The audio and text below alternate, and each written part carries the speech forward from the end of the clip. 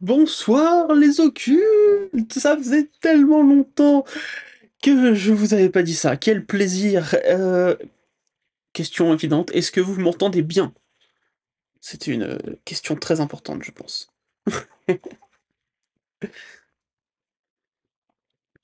Est-ce que le son est nickel? Est-ce qu'il y a pas d'écho? Est-ce qu'il y a du son? C'est déjà ça la question. On entend, OK. Super, eh bien bonsoir les occultes. Bah alors déjà merci Twitch, vous avez fait péter un train que je ne connaissais pas, le Kappa Gold, donc merci beaucoup Twitch, j'ai l'impression que je lag, je vais vous expliquer pourquoi après.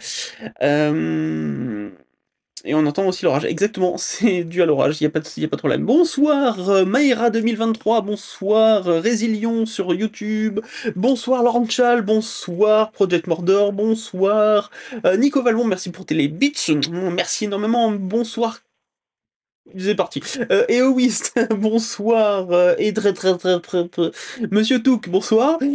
Bonsoir du côté de YouTube, Maxime. Bonsoir Chloé, bonsoir Poli, Potipura. Bonsoir Céline, bonsoir Safi, bonsoir Colin, bonsoir Make. Bonsoir Johnny Lequet, bonsoir Oriane, comment vas-tu Oriane? Bonsoir tout le monde, j'ai oublié qui? J'ai vu Adri. Salut NJ Tricot. Salut Loïc. Adri, je t'ai dit bonjour Adrien? Je sais pas, je t'ai pas vu. Non, je crois pas. Salut Sam! Moi aussi j'habite en 91, ils ont coupé le chauffage de l'immeuble. Ah, sympa, sympa. Merci pour tous les abonnements. Wow, merci! L'homme en noir. Quel cadeau! Merci énormément. Ensuite, j'ai qui? J'ai 13 Best One, merci pour ton abonnement. Blanchal, merci d'avoir annulé l'abonnement. Nico, donc merci pour tous les bits. J'ai vu quoi? Nico. Il y a beaucoup de Nico Allemand, dis donc. Adri a offert 2 abonnements, merci énormément. Oriane a renouvelé, merci. Bonsoir qui d'autre? Bonsoir Julie, bonsoir, j'ai fait une bêtise. Bonsoir Chloé, bonsoir Julie, bonsoir Elgile, bonsoir Stéphanie. Il y a plein d'abonnements partout, merci, ça fait plaisir, c'est un sacré retour. Merci Project Mordor, merci beaucoup. Bonsoir tout le monde, j'espère que vous allez bien, désolé. Du coup, ça lag un peu, l'orage a commencé 10 minutes avant le live. J'ai même redémarré tout de suite internet au cas où, bon, ça risque de laguer. Vous allez peut-être entendre des badaboum partout. Merci le cartophile, merci énormément. À faire 5 abonnements, wouh, c'est la fête ce soir. Merci. Twitch, vous êtes en folie là. Les Twitchers, ils sont vous êtes à fond là. Merci beaucoup, ça fait plaisir. Salut Jean-Claude, salut Sophie, Graviou. Voilà, bon, donc ça risque de laguer.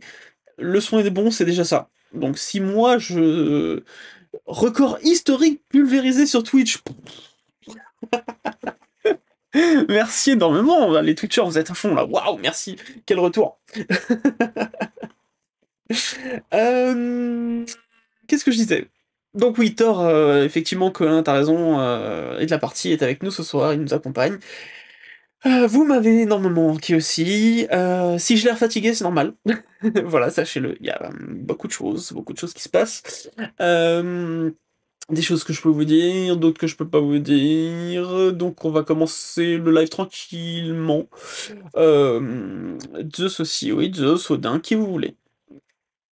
Thor, tout le monde. Même Shazam, si vous voulez. Tout le monde il est avec nous ce soir. Donc, je suis fatigué parce que j'ai beaucoup de boulot en ce moment. Pourquoi on a fait quasiment un mois sans live? Parce que on prépare un truc, on prépare un très gros truc qui va nous prendre du temps, et dont vous ne verrez pas la couleur avant la fin de l'année. Voilà. Je peux pas vous en dire plus, si ce n'est que c'est du lourd. Voilà. On vous prépare du très lourd pour la fin de l'année. Bonsoir, premier live. J'ai découvert le début d'année YouTube, je regarde pas. Un croisement d'humour, de recherche et de sérieux sur les sujets que j'adore. Eh ben, merci beaucoup. Bienvenue, Jem Archivist Black, et puis bon live. Il sera en rediff le live? Oui, absolument, comme d'habitude, sur Occulture Addendum, donc la chaîne secondaire. Voilà. Donc ensuite, bah, il y a des grosses vidéos aussi qui arrivent. On va faire une année avec des gros sujets. Donc la prochaine vidéo là va être, un sujet un peu lourd, voilà. Enfin lourd, pas dans le sens, c'est un dur sujet. Non, non, lourd, genre, conséquent, voilà. Qui, on l'espère, va faire plaisir à beaucoup de monde, parce que c'est un sujet qui nous a été beaucoup, beaucoup demandé. Voilà. Hem, donc ouais, j'ai du boulot aussi en perso. La petite, et ben, elle rentre à l'école cette année, donc il y a tout ça à préparer aussi. Bref, beaucoup de choses, autant perso que professionnelles, donc ça attaque un petit peu et là, pour ce mois, on voulait se concentrer justement sur ce fameux truc qui arrive en fin d'année et on a pas mal avancé. Alors oui, c'est sûr que les lives, c'est que un soir par semaine, mais ce soir-là, en particulier, bah, ça nous a fait un soir de plus à travailler tous les 2, donc voilà. Déjà l'école, oui. Pas trop de larmes, à la rentrée, on verra. On verra en septembre. On verra en septembre. Voilà, on verra.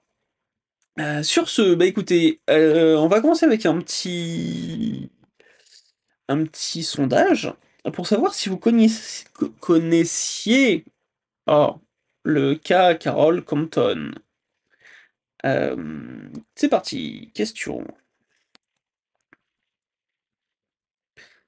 Hop.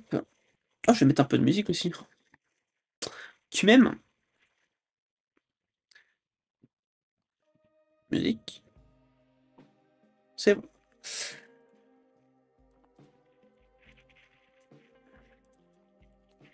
Compton. Alors les premiers du coup seront les Twitchers à avoir le sondage.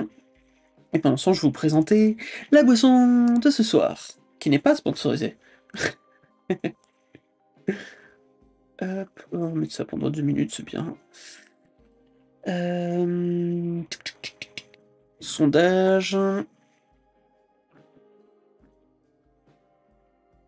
Et je vais mettre le sondage sur YouTube aussi.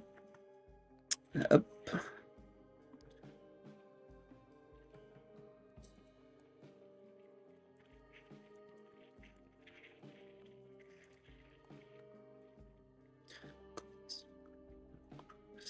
Démarrer le sondage. Ok, alors. Ce soir. La bière de ce soir. Oui, on reprend la bière. La bière de ce soir se nomme plutôt la Nonette. Voilà, c'est une mélusine bio. La Nonette, hop, je rappelle que l'abus d'alcool est dangereux pour la santé, à consommer avec modération. Et, petit supplément, je rappelle que boire de l'alcool en soirée ou dans la vie n'est pas obligatoire et n'est pas une obligation pour faire la fête. Voilà, c'est important de le rappeler.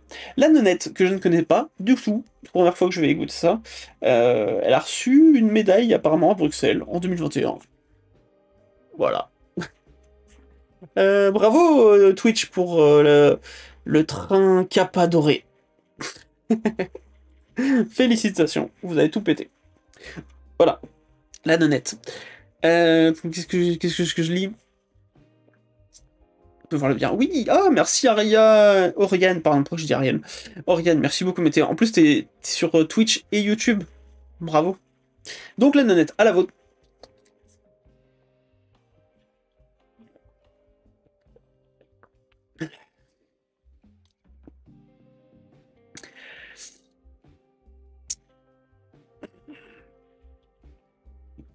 Je suis pas fan.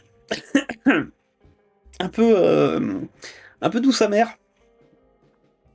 Pas fou. Un peu déçu de la Nonette.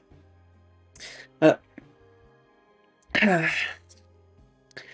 Je suis pas fan. J'ai bien fait de ramener un truc en plus. Bon, c'était la Nonette. Moi, je suis pas fan, hein, ça veut pas dire que... Ça veut pas dire que vous n'aimeriez pas, hein. Mais c'est pas le genre de... Trop de houblon. Oui, je pense. Oui, ça doit être ça. Euh, Amertume. Non, 2, ça peut pas être amertume. Trop de houblon, sans doute, ouais. Je sais pas, mais c'est pas... c'est pas fou. Ah. Dommage, j'ai pas eu le temps de clipper. Un peu déçu de la nonne, comme le film. Oui, tout à fait. Ce qui a un rapport avec les nonnes, apparemment, ça ne passe pas. Voilà. Bon, du coup, j'avais quand même ramené le truc en plus, hein, qui n'est pas sponsorisé cette fois, mais j'en ai un en plus parce que c'est pas une connerie. J'aime vraiment ça. Voilà, c'était pas une bêtise, hein. On s'est fait sponsoriser par un truc qu'on a vraiment aimé. 13 Best One a offert un abonnement à Nanette. Il recommence. C'est pas possible. Je suis plus, voilà, dans l'autre marque. Je vais pas la citer parce qu'ils nous ont pas renouvelé. C'est triste. Mais c'est bon. Bon, ok.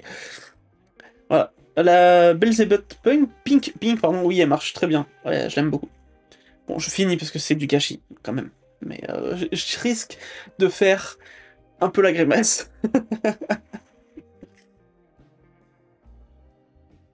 Quel goût ce soir, le truc anciennement sponsor? Toujours le même. C'est la petite grenouille là, à la mangue. Moi j'aime bien. J'ai jamais arrêté, oui, mais c'est sûr. Donc on dit quoi sur les sondages? On va voir les résultats. Sur Twitch, vous avez mis quoi? Il a disparu le sondage? Oui. Je vais voir les résultats. Alors, non, à 89%. Waouh. Il y en a que 4 du coup sur Twitch qui connaissaient. Ok. Et vous êtes 80% à pas connaître. Bah cool, ça veut dire qu'on vous a fait découvrir ça. Il y a une boisson qui s'appelle la bleue. N'hésite pas à demander un partenariat. Ok. Hop. Alors qu'est-ce qui se passe-t-il? Eh ben on va y aller. Du coup on va regarder ça ensemble. Je vais essayer de vous trouver des anecdotes, mais déjà le cas en lui-même on va pouvoir en parler. Ça va être assez fou. Comme Buffy avec le whisky. Ouais c'est ça. Bien le bonsoir. Bon, tac. Allons sur les internets. Normalement, j'ai préparé le truc. Coucou Luciole, comment vas-tu? J'espère qu'il va y avoir le retour du son. Donc n'hésitez pas à me dire si vous n'entendez pas le son de la vidéo. Ok? Parce que je ne sais pas s'il va y avoir du son. Moi, je l'avais en retour dans mes oreilles tout à l'heure. Mais je suis pas sûr que vous l'ayez vous. Ah, déjà, ça commence mal. Ok?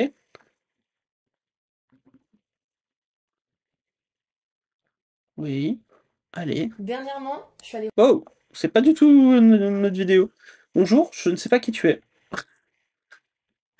C'est Julie Jonas, voilà, qui s'est incrustée. Je... Non, c'est pas ce que j'avais demandé, mais c'est... Bonjour Julie Jonas. C'est c'est trop bizarre. Bon, on va tourner sur... Ah bah ça y est. Ok, ça galère un peu. Alors on va pas mettre la Des milliers de sponsor. personnes à protéger. Du coup, vous avez le son? Et ce qui permettra de Non, retrouver chut. enfin une vie numérique. Oui, c'est ça la sponsor. Ah, j'avais fait en sorte que ça qu'on la voit pas. Tant pis. Oui, on a le son. Super, c'est pas trop fort. Ouais, bon, on va avoir la fin de la sponsor, c'est pas grave. Ils ont donné l'argent. Quand on parle de procès pour sorcellerie, on a généralement en tête un style se rapprochant de celui de l'Inquisition, ou à la limite celui du XVIIe siècle à cause des procès pour sorcellerie à Salem. Excellent. Historiquement, on considère que les procès pour sorcellerie en Europe se terminent vers la fin du XVIIIe siècle. Mais dans les faits, on sait que c'est beaucoup plus compliqué que ça. Et cette complication est due aux croyances populaires envers les sorcières et à leur supposé pouvoir maléfique. Et si je vous disais que certaines personnes qui regardent cette vidéo ont été à deux Eh doigts oui. de connaître de leur vivant un procès pour sorcellerie? Car Du coup, c'est... Ça, enfin, en 82, du coup, c'est 8 ans avant que moi je naisse. Voilà. Je frise en boucle. Ah. Pourquoi quoi?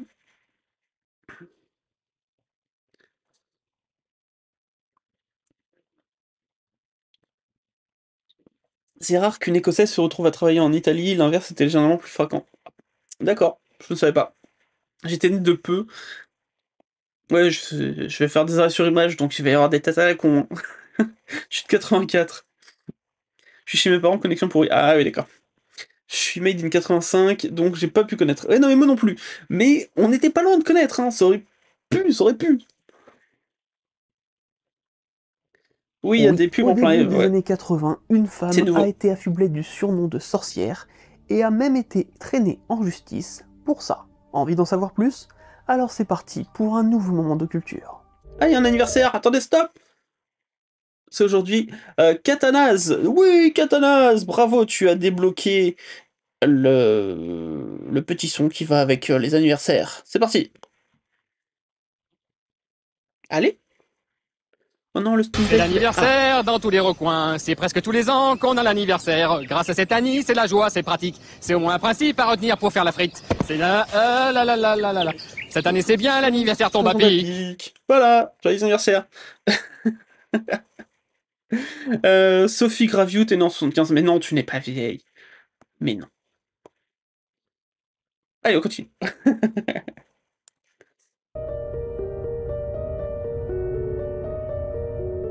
Millésime 96. 2 ans avant ma petite sœur. Team 2001, yeah.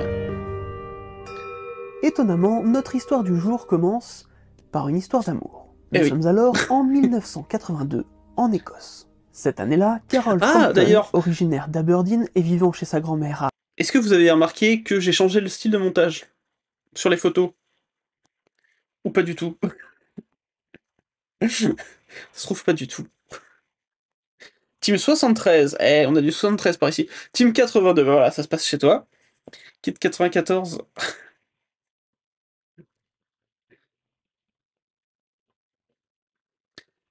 J'ai le seum. Je viens de regarder mon anniversaire tombe mardi. Ah bah pas de chance. Pas du tout, très bien. Je vous montrerai. J'ai pas remarqué, ok, pas de souci. Alors, si, petit truc avant de commencer. J'ai mis dans la vidéo sur Lapin de Pâques, et dans cette vidéo, un easter egg. C'est quasiment le même. Et personne ne l'a vu. Dans les deux vidéos, personne, en tout cas dans les commentaires, peut-être que des gens qui ne laissent pas de commentaires ont vu, il y a un easter egg quasiment similaire dans les deux vidéos, et on n'a pas eu de commentaires sur le sujet. Oh, on a du 1970, eh bien, bien. Ah, j'adore, on a un public varié. C'est énorme. Euh... Attends, Team 91, 1891 si on en croit ma carte vitale chez le dentiste. Ok. 1968, ouais. Moi j'avais vu une Annabelle qui souriait. Oui, ça c'est dans un vieil épisode, tout à fait. Bonsoir, désolé pour le retard, ma fille est un peu malade. On se calme sur les majuscules, mais bon courage à toi et à ta fille aussi. C'est pas cool. Peu importe l'âge physique, tant que l'âge mental évolue. Oui. Pourquoi on n'est pas si attentif que ça pour les ipages cachés? Ipages? Ipages. Ipages. 82, c'est l'année de E.T., Tootsie, Conan le Barbare, Rocky. Ouais. Voilà, bon, bref, on continue. Donc oui, il y a un easter egg dans la vidéo, donc si quelqu'un le repère, euh, du coup, n'hésitez pas. Du coup, on peut avoir un indice. Non! Si, l'indice, c'est que c'est un easter egg qui est caché quasiment dans le même... comment dire? Quasiment dans le même endroit que autant pour la vidéo sur le lapin de Pâques que ici. Voilà. Donc c'est quelque chose qui est revenu à la fois dans la vidéo sur le lapin de Pâques et dans celle-là. Voilà. Ça peut vous aiguiller. Voilà. Si quelqu'un le repère, il gagne une nonnette. Ah ouais, je vous envoie une nonnette. Ouais. Allez, on est reparti. en Écosse. Cette année-là, Carol Compton, originaire d'Aberdeen et vivant chez sa grand-mère à Ayr, Ouais, bon, Internet, par contre, tu vas faire un effort. Tombe amoureuse d'un serveur de l'hôtel Turnberry. Ce serveur s'appelle Marco Vitulano. Attends, on va baisser un peu la qualité. Hop, ça va peut-être aider. Donc oui, c'est sur les photos. Sur les photos, j'ai fait Et un comme son effet. nom le suggère, il est italien. Le Voilà. souci, c'est que Marco doit rentrer au pays Merci, pour assurer son service militaire Nelfrael. d'1 an obligatoire. Et Bonsoir. Carole, totalement éprise de lui, décide de le suivre. Nous sommes alors au mois de mai de l'année 1982 et Carole Compton a 20 ans. Comme son Alors, que je vous dise quand même, pour avoir toutes les infos, j'ai trouvé sur un site comme quoi Carol Compton, à cette époque-là, travaillait à l'usine et il se serait passé des petits accidents de travail autour d'elle au moment où elle travaillait à l'usine. J'avais pas assez de sources, il y avait qu'un seul site qui parlait de ça. C'est peut-être marqué dans le livre. J'avoue que je n'ai pas acheté le livre parce qu'en fait, il n'est plus réédité. Et le moins cher que j'ai trouvé, c'était 100 livres sterling. Donc je l'ai pas acheté. Voilà. Oui, oui, elle a suivi son mec. Elle a suivi son mec, tout à fait.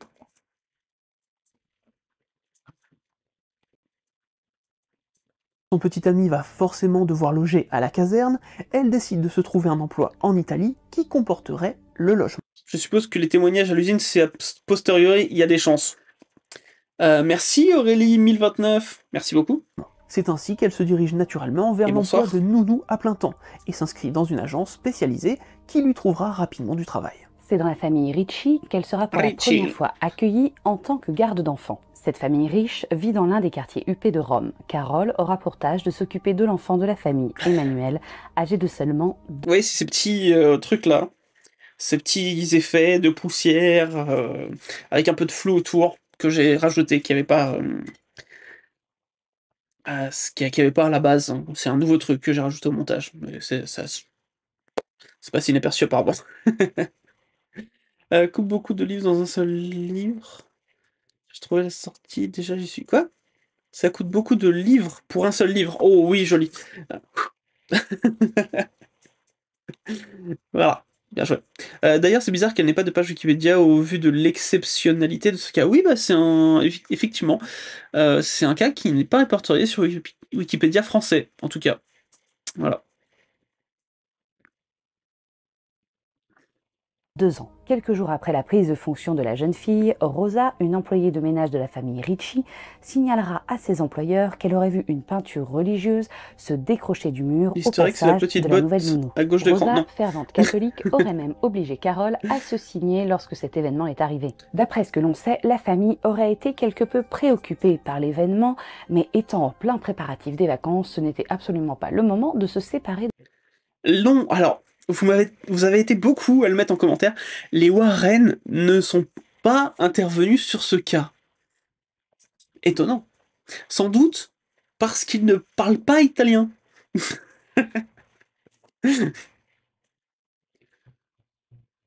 De Carole. C'est dans la maison de vacances des Ricci à Ortisei, située dans les Alpes italiennes, que les véritables problèmes débuteront. Carole y est envoyée avec le petit Emanuele qui va passer un peu de temps avec ses grands-parents, Ça se pendant voit pas que que la c'est mère de bien fait. famille, elle, C'est vrai. est à Paris. À peine quelques jours après leur arrivée, un petit incendie s'est déclaré dans l'habitation. Dans les semaines qui suivirent, ce sont 2 autres incendies qui se sont déclarés. Un dans la chambre d'Emanuele, qui heureusement n'a rien eu, et un second bien plus grave qui a ravagé tout un étage de l'habitation. Lorsque ce dernier s'est déclaré, Carole était de sortie avec le petit enfant, et aurait été retrouvée complètement figée devant la maison qui prenait feu, alors que le grand-père était encore à l'intérieur. Voilà. Donc, elle était à l'extérieur, quand le feu en tout cas s'est déclaré. Ce qui n'empêche pas, hein, évidemment, de mettre le feu et de te barrer. Voilà, c'est possible. C'est possible. Bon, rassurez-vous, c'est Nicole, une autre domestique de la maison, qui a découvert Carole figée en train d'observer la maison prendre feu. Elle est intervenue assez rapidement Merci, et le Adri. grand-père n'est donc pas mort dans les flammes. Les autorités de l'époque ont déclaré que les divers incendies étaient sans doute dus à un défaut de câblage dans la maison. La famille Ricci se retrouve heureusement relogée par des amis dans ce même village. Mais 2 autres feux se déclarent dans cette nouvelle habitation. Un dans une poubelle et le second sur le matelas d'une domestique. Voilà. ça commence mal. Disons que... Alors, cette seconde famille, du coup, elle n'a pas porté plainte. Enfin, là, quand je dis la seconde famille, c'est les propriétaires de la maison où ont été relogés les Ritchie. Voilà, eux n'ont pas porté plainte. Bon, on va savoir pourquoi. Mais peut-être la flemme, hein, tout simplement. Merci pour le resub, Auréa. Coucou Nova et Marie, 6 mois, bis. Bis. Et du coup, c'est vrai que c'est étonnant, hein, ces feux se déclarent, et c'est évidemment cette étrangère qui est là. Bon. La famille Ritchie est alors convaincue, sans pour autant avoir de preuves, que tous les problèmes venaient de cette nounou étrangère. Elle fut donc renvoyée sur le champ. L'agence aurait prévenu auparavant Carol que les choses ne j'adore. se déroulent pas toujours très bien avec les familles. C'est donc cette même agence qui qualifiera cette première expérience infructueuse de mauvais ajustement. Elle lui trouve une J'adore le terme « ouais, c'est un mauvais ajustement. Ça a pris feu partout, mais c'est un mauvais ajustement. » C'est chelou, c'est vraiment chelou. Je trouve ça très bizarre comme terme. Le cas, il me semble, qui avait été traité dans l'émission Les 30 histoires les plus mystérieuses, je crois. Oui, tout à fait. Il y a des images d'ailleurs qu'on a récupérées d'eux, enfin qui, eux, avaient fait le taf avec les archives, et on leur a piqué.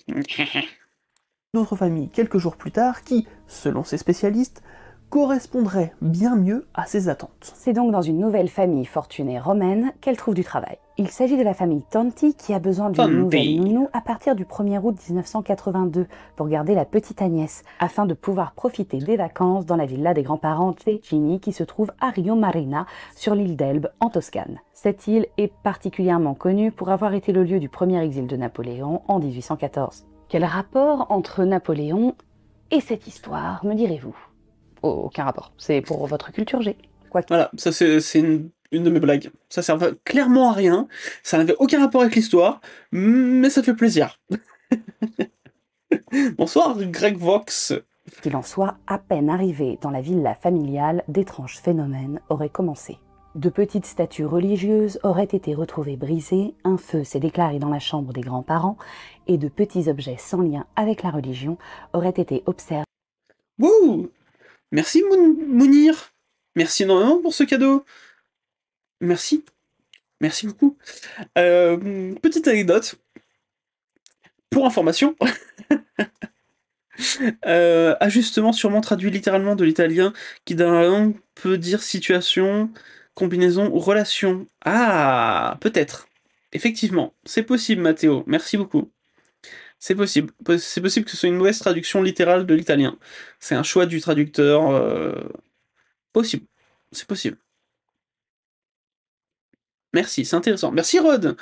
Donc, petite anecdote. Ce que vous voyez à l'écran, donc ça, vous voyez bien ma souris normalement hein, quand je suis là. Ça, c'est une grolle. Pour ceux qui connaissent, c'est une grolle. C'est ça ton easter egg? Non. Ça, c'est un petit clin d'œil à la passion de Marie-Madeleine, parce que Marie-Madeleine collectionne les grolles. Et il s'avère que comme l'histoire se passe en partie dans les Alpes italiens, et que les Alpes italiens font des grolles... Wow, merci Auria88, offert 5 abonnements sur Twitch, merci énormément. Donc on trouve des grolles dans les Alpes italiennes du coup, comme on en trouve aussi en France. Hein. C'est quoi une grolle? Alors, une grolle. Si un jour vous voulez faire plaisir à Marie-Madeleine et que vous venez de la montagne, vous avez été vacances en montagne, vous avez été en vacances en montagne, vous pouvez lui acheter une grolle. Une grolle, c'est quoi? C'est un petit morceau de truc en bois. Bah attendez, je vais essayer de vous trouver. En train de traverser Stop, des pièces chut, comme chut. projetées par quelqu'un ou encore découvert tout Allez, simplement arrête. cassées. Dès le premier jour, Ancilla Cecchini, la grand-mère d'Agnès, aurait alors commencé à traiter la nounou de Pourquoi ça bug? sorcière. Et comme les choses semblent Bon, je crois que c'est plus Opera GX qui bug qu'autre chose. C'est censé être un logiciel qui prend pas de RAM, mais ça bug beaucoup. Groll, c'est une chaussure. Alors oui, c'est un terme d'argot pour chaussure. Tu nous racontes une histoire? Oh oui, Qu'est-ce qui se passe? Mais il me change les trucs. Ok. Tout commença Attendez, lorsque je l'eau passe se là. mit à couler. Hop. Je vais redémarrer Opera GX, ce qui fait n'importe quoi. Voilà, je vais vous montrer ce que c'est une grolle. Je redémarre juste Opera GX. Parce qu'il est censé être étudié pour éviter de prendre de la RAM, mais j'ai l'impression que là il bug à mort.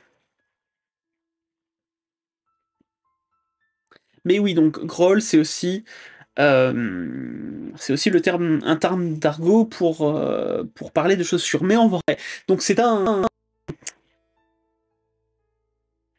une sorte de bol, allez, disons un bol en bois avec des becs. Et tu mets une mixture dedans, à base de café en l'occurrence.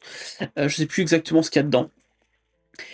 Et tu la partages. C'est pour ça qu'il y a plein de petits becs. Et c'est le concept de partager un moment d'amitié à travers cette grolle. Voilà. Je vais vous montrer ça, du coup, si Opera GX veut bien arrêter de faire n'importe quoi. Voilà, ce sont ça les grolls. Et Marie-Madeleine est une collectionneuse. Donc elle collectionne plutôt les grolls de Savoie. Mais il y a des grolls italiennes. Et on en a une d'ailleurs, je crois. Merci Sam pour le resub.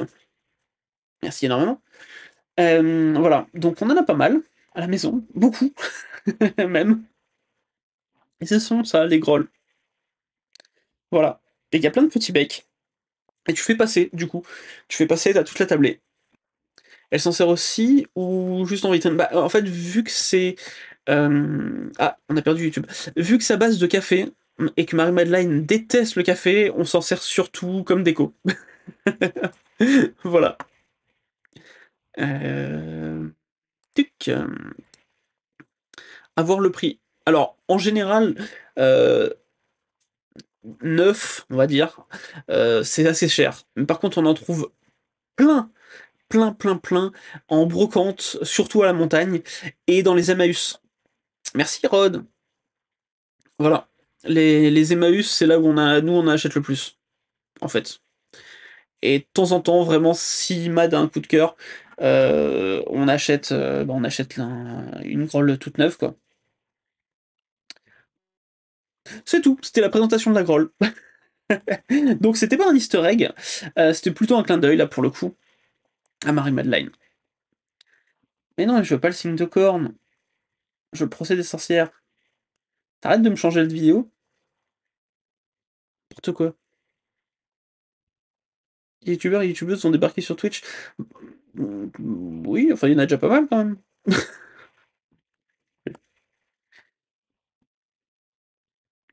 Et en même temps, si YouTube continue dans ce sens-là, on va tous finir sur Twitch. C'est sûr. C'est sûr. Un feu s'est déclaré dans la chambre des grands-parents et de petits objets sans lien avec la religion auraient été observés Voilà, en train c'est de la petite traverser grolle. des pièces comme projetés par quelqu'un ou encore découverts tout simplement cassés. Dès le premier jour, Ancilla Cecchini, la grand-mère d'Agnès, aurait alors commencé à traiter la nounou de sorcière. Et comme les choses semblent vouloir se répéter, c'est un nouvel incendie dans la chambre de l'enfant que Carole gardait qui va tout faire basculer. Un matin, alors que Carole est dans la cuisine et que la petite Agnès dort toujours, la mère de famille a un mauvais pressentiment et se dirige rapidement vers la chambre de sa fille. C'est alors qu'elle découvre...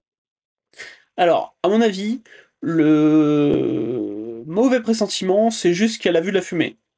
C'est que mon avis. Je l'ai pas dit parce que j'ai trouvé que c'était cool le mauvais pressentiment, mais je pense qu'elle a surtout vu de la fumée. Merci encore, Rod. Les derniers. Les derniers bits, merci beaucoup. 13 Best One a offert un abonnement de niveau 1 à Groll Gamer. T'es vraiment un troll, toi, hein. Pourquoi ça bug? Pourquoi ça bug encore?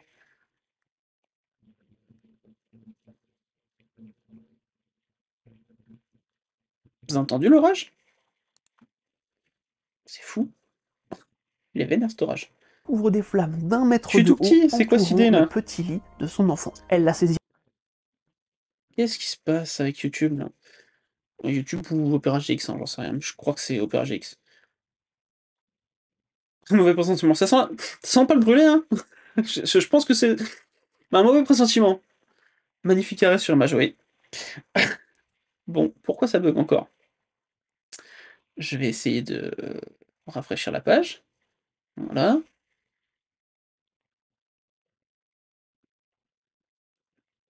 J'aurais dû mettre directement la vidéo, en fait. Rod vient d'offrir 5 Semble abonnements à la vouloir communauté, se mais Rod, répéter, c'est un merci! nouvel incendie dans la chambre de l'enfant que Carole gardait qui va tout faire basculer. Un Merci matin, Rod, alors mais que Carole est dans quelle la générosité cuisine et ce que soir, la vous êtes petite ouf! Agnès dort toujours, la mère de famille a un mauvais pressentiment et se dirige rapidement vers la chambre de sa fille. C'est alors qu'elle découvre des Bonsoir, flammes maman. d'1 mètre de haut entourant le petit lit de son enfant. Elle la saisit rapidement pendant que le grand-père attrape le matelas en feu qui était positionné là pour éviter que la petite fille ne tombe Alerte par terre. orange dans le Il nord. le jeta rapidement par la fenêtre afin de mettre en sécurité Le tout grand-père, monde il a trop géré. possible. Pendant tout ce temps, Carole aurait été complètement figée en train d'observer la scène se dérouler alors qu'elle était dans le couloir. Ce Deuxième serait fois qu'elle lorsque fige. tous les yeux se sont tournés vers elle qu'elle se serait mise à fuir en direction de la cave. La grand-mère l'aurait poursuivie et rattrapée et l'aurait accusée d'avoir tenté de tuer sa petite fille. Elle l'aurait alors enfermée sur l'un des balcons de la villa et aurait appelé la police qui sera sur place moins d'1 heure après les faits. Nous sommes alors le Bonne soirée, 2 Mao. août 1982 et l'Écossaise Carole Compton est arrêtée par la Merci, police Microtroll. italienne, Nous accusée sommes bienvenus. d'incendie criminel et de tentative de meurtre. Elle est incarcérée à la prison de Livourne. Et si vous avez suivi, vous aurez remarqué que Carole est arrêtée dès le lendemain de sa prise de fonction au sein de la famille Tonti Cecchini. Le 3 août, la mère de Carole reçoit un télégramme de sa fille expliquant la situation. Après avoir passé la stupeur et le presque évanouissement, elle décide de se rendre au plus vite à Livourne. En attendant, Carole a bien évidemment essayé de contacter la famille de son petit ami Marco. Mais après avoir découvert les faits dont est accusée Carole, la famille de son petit ami décide de couper totalement les ponts avec elle, la laissant seule face à la justice. La mère de Carole arrive. En vrai, 1 heure... 1 heure... Alors que la grand-mère a appelé pour dire il y a une meuf qui a mis le feu au lit de mon petit-fils, franchement, je trouve que c'est beaucoup quand même. Je trouve que c'est beaucoup. Alors, vous inquiétez pas, on l'a enfermé sur le balcon. Vous pouvez intervenir quand vous voulez, hein. Surtout n'hésitez pas. Hein. Tranquille, allez-y, faites votre vie. Hein. Je trouve que c'est quand même beaucoup 1 heure.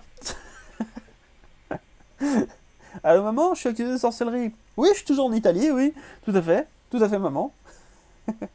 L'autre qui est enfermé sur le balcon, rien, ça passe. Oui, non mais c'est ça. On est dans les années 80, ok. On a le droit d'enfermer les gens sur un balcon. D'accord? Bon, ok. Les flics sont venus en poney. Après, je suis pas sûr que sur l'île où ils étaient, il y avait forcément les flics. Ça se trouve, ils ont dû prendre le bateau.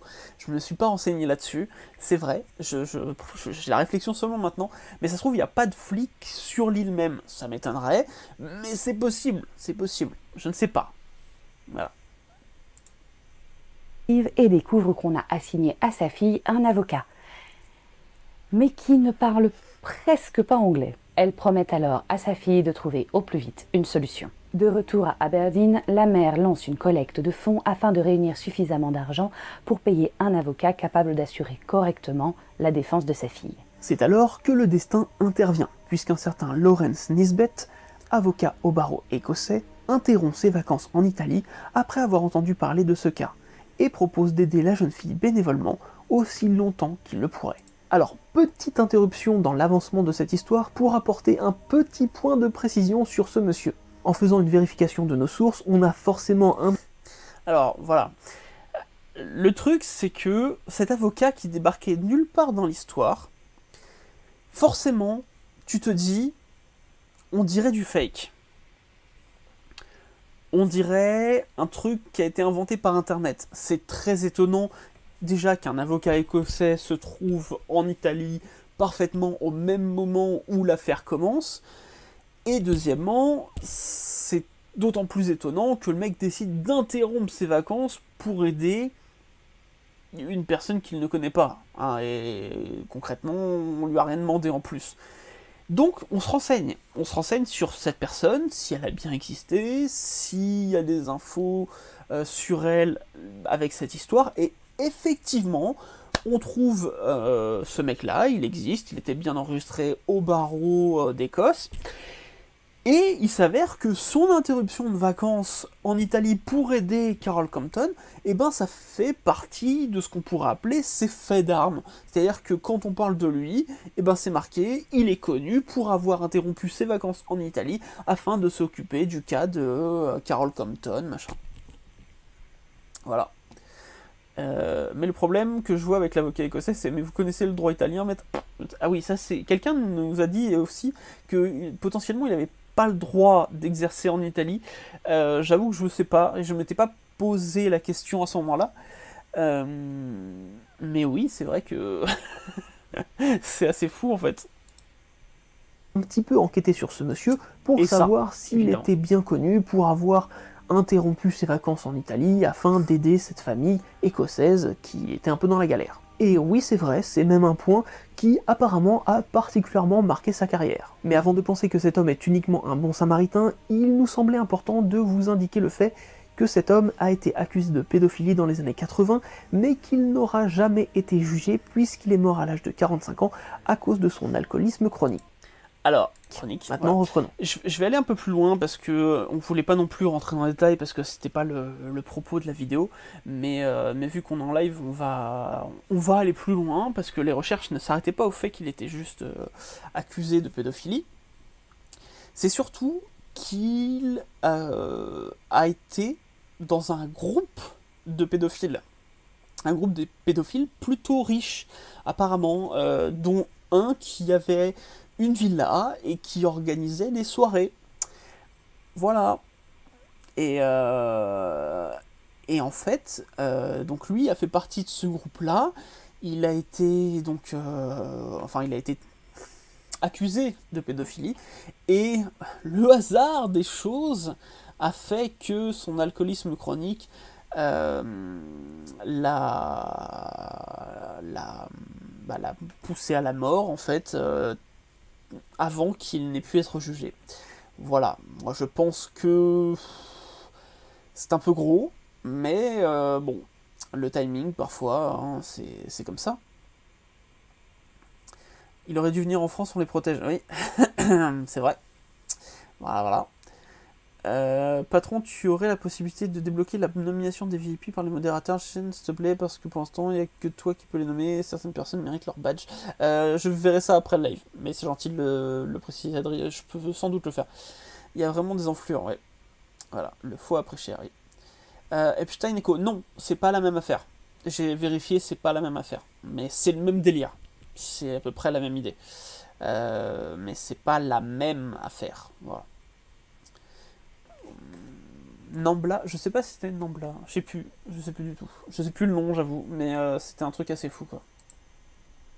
Lawrence Nisbet est alors persuadé qu'il peut faire libérer Carol sous caution, car aucun témoin ne peut affirmer que c'est bien Carol qui a allumé les 2 incendies dont elle est accusée. Mais il y a ça qui joue quand même. Il y a personne, sur tous les incendies qu'il y a eu autour d'elle, personne ne l'a vu allumer le moindre truc. Ça, c'était sans compter sur l'intervention d'Ancilla Cecchini. Alors, je me suis fait plaisir un peu là-dessus, parce que je trouve que c'est assez marrant, et je vais rentrer dans un vrai cliché. Hein. Donc attention, trigger warning, je rentre à fond dans un cliché. Cette personne, qui du coup est une grand-mère italienne, me fait beaucoup plus penser à une sorcière que Carol Compton. Mais c'est un énorme cliché, hein, je tiens à le préciser. Évidemment que le fait d'être une grand-mère, déjà, par rapport à l'imagerie de la sorcière, donne beaucoup plus à l'imagination. Mais oui, forcément le fait que là, cette femme-là accuse quelqu'un d'autre d'être une sorcière, c'est drôle. Et du coup, je me suis permis de faire un petit montage. Je ne pense que cette femme m'en voudra pas. Je ne pense qu'elle n'est plus de notre monde aujourd'hui. Mais voilà. Plot twist, la grand-mère a accusé Carol pour faire diversion. C'est possible. J'y ai pensé pendant le montage. Le cliché est vrai, toutes les nanas sont cheloues. Si vous avez un doute, demandez au papy. Et c'était elle la sorcière depuis le début. Et clairement, c'est clairement ça. On ne devait pas rire d'une vieille femme, mais le montage ne peut faire que rire. Non mais oui, en plus, c'est la seule photo d'elle que j'ai trouvée. J'ai pas trouvé de vidéo, j'ai trouvé que cette photo-là de Ancila Cecchini, et je trouve qu'avec son parapluie menaçant et tout, bonjour l'orage, avec son parapluie menaçant, c'est vraiment... Elle me fait flipper. Elle me fait vraiment flipper. Voilà, bref. Allez, on est reparti. Grand-mère quelque peu superstitieuse donnera une interview à un journal national italien qui s'intéressera à l'affaire. Et la grand-mère a évidemment traité et accusé la jeune écossaise de sorcière durant l'interview. Les journalistes italiens n'hésiteront pas à titrer leur article « Babysitter et una strega » ou si vous préférez « La nounou est une sorcière ». C'est un vrai article qu'il y a eu, hein, ce truc-là. Vraiment. Ce titre sera accompagné d'une photo prenant quasiment toute la page où l'on voit Carole en compagnie de Marco, qui de son côté n'a jamais levé le petit doigt pour l'aider, précisons-le tout de même. C'est vraiment un gros tas de merde. Voilà, il y en a beaucoup qui ont adoré ce passage, hein. Je me suis fait plaisir aussi. Voilà. Je pense que ce mème, je vais l'utiliser plusieurs fois dans les prochains montages. Mais bon, voilà. Mais ce qui est fou, ouais, c'est que le petit copain, en fait, bon, d'après ce qu'on a lu, c'est vraiment la famille, en fait, sa famille à lui, qui a complètement bloqué les ponts à partir du moment où l'affaire s'est su, parce que du coup, d'après ce qu'on a pu lire dans certains articles, traduits, hein, parce que les articles n'étaient pas en français, c'était des articles italiens, en fait, du coup, Carole Compton a essayé de contacter son mec, mais vu qu'il était dans l'armée, elle n'avait pas le droit de lui parler. Et du coup, elle a essayé d'appeler cette famille, qui, quand elle a appris l'histoire, a dit « c'est mort, tu l'oublies, tu lui parles plus jamais, c'est fini ». Voilà. Et en fait, le mec derrière, il est jamais réapparu dans aucun article, Podzop, plus rien, hop, disparu. Voilà, donc gros tas de merde. Voilà. Cette vidéo m'a aussi appris que strega, donc même racine que strige, apparemment signifie sorcière. Je sais pas si c'est la même racine. Je sais pas sûr que ce soit la même racine, parce que tu sais, entre strige qui vient du grec et strega qui vient du latin, à mon avis, je suis pas sûr que même si ça se ressemble, ce soit la même racine. Il y a des trucs comme ça, hein, un peu bâtard. Saluons le courage du petit copain, tout à fait. De toute façon, on ne va pas à l'encontre de la mama italienne. Si elle dit non, c'est non. Des honneurs sur toi, des honneurs sur ta vache. Excellent trèfle, Mathéo. Dans l'article, la grand-mère dénonce les pouvoirs magiques de la jeune fille écossaise et va même jusqu'à dire que les feux ont été déclenchés par télékinésie. Autrement dit, Carole Compton aurait des capacités de pyrokinésie, le pouvoir d'allumer le feu par la pensée. Voilà. Donc la grand-mère a bien utilisé le terme télékinésie, ok. Et c'est après coup, quand il y a eu les enquêteurs, que du coup ça a été désigné comme de la pyrokinésie, puisque allumer le feu avec la pensée, c'est vraiment spécifique à la pyrokinésie. Voilà, ce que la grand-mère ne connaissait peut-être pas comme terme, en fait, tout simplement. L'affaire devient alors très médiatique et de ce fait, le juge refuse la liberté sous caution. Il oblige alors la jeune femme à passer un examen psychiatrique très approfondi. La loi italienne permettant d'enfermer une personne pour une durée indéfinie avant qu'elle ne soit jugée est alors appliquée. L'avocat écossais craint alors qu'elle ne reste détenue des mois et des mois pour des raisons d'ordre psychiatrique. Et il n'avait pas tort. Dans un même temps, l'affaire devient internationale. Un coup de pub dont les autorités italiennes se seraient bien passées, car le cas Carole Compton va alors révéler une Italie encore très superstitieuse et obscurantiste, et semblant toujours ancrée dans des croyances moyenâgeuses. Les hautes instances... Alors, j'adore cet article que je n'ai pas retrouvé à part, du coup, dans cette vidéo, et je suis bien triste, parce que je pense que c'est un Polaroid. La double photo de Carole Compton, donc là-bas, tout au fond où ma main disparaît derrière les barreaux, et juste celle-là, les deux entourés de flammes. C'est vraiment, wouah, elle met le feu comme Johnny. Voilà, parce que vous arrêtez pas de le dire. Oui, voilà. Mais c'est quand même, ils ont acheté ou fait une photo de feu qu'ils ont mis en double page, ok? Tu vois le niveau du truc. Et pendant ce temps-là, les Warren se rongent les mains en regrettant d'avoir pris latin au lycée. Le Vatican devait se marrer mine de rien. Je sais pas. Alors, étant donné à la fin qu'on a une petite intervention, je sais pas si le Vatican s'en est pas mêlé en tout cas. Voilà, ils se sont mêlés d'autres affaires italiennes dont on parle à la fin de la vidéo. Mais sur celle-là, c'est vrai qu'il n'y a pas eu de...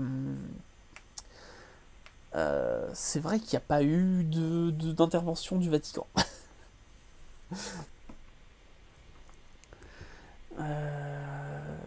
Dommage que les Warren n'avaient pas Google Trad. En vrai, ils auraient pu se payer un traducteur parce que je sais, parce que j'ai commencé à écrire l'épisode, que lorsqu'ils ont été au Japon, ils sont partis avec un traducteur. Enfin, même une traductrice pour être exact. Voilà. Ancrés dans des croyances moyenâgeuses. Les hautes instances ont peur de passer pour un pays globalement très arriéré et évitent de parler à la presse. Dans tous les articles que j'ai lus, que j'ai pu lire ou avoir accès, à chaque fois, ils parlent du fait de demander au maire de la ville, machin, au ministre de la Justice, tout ça. Personne n'a jamais voulu répondre. À l'international, l'idée que la nounou écossaise ait été arrêtée en Italie, car c'est une sorcière, est utilisée pour faire couler de l'encre et vendre plus de tirages. Du coup, le battage médiatique va également faire revenir la première famille pour laquelle Carol a travaillé. C'est maintenant au tour de la famille Ricci de porter plainte. Carol est pendant un temps transférée à la prison de la ville de Bolzano pour faire face à ses accusateurs. La famille Ricci a porté plainte pour les 3 incendies. Après ça, elle retourna à la prison de Livourne jusqu'en décembre 1983. Alors, en vrai, cet orage est un enfer, je sais pas si le tonnerre est aussi fort chez toi. Si, bah là, je l'entends en fait pendant que... J'ai le casque et j'entends quand même le tonnerre, donc si, j'entends bien. Ouais, j'en reviens au Warren. Très sincèrement, je pense que l'histoire a fait surtout du bruit en Europe. Je pense que ça a été très très localisé en Europe, je suis même pas sûr que les Warren, du coup en 1 an et demi d'affaires en Italie, aient eu le temps d'apprendre qu'il y a eu cette affaire-là, du coup, en Italie. Donc, je pense que c'est surtout qu'ils n'ont pas été là-bas à cause d'un raté. Parce que sinon, je vois pas comment, en 82, là où ils sont presque le plus actifs, ils auraient pu rater une affaire pareille. Voilà. Et ils auraient dit que c'était un démon, c'est évident.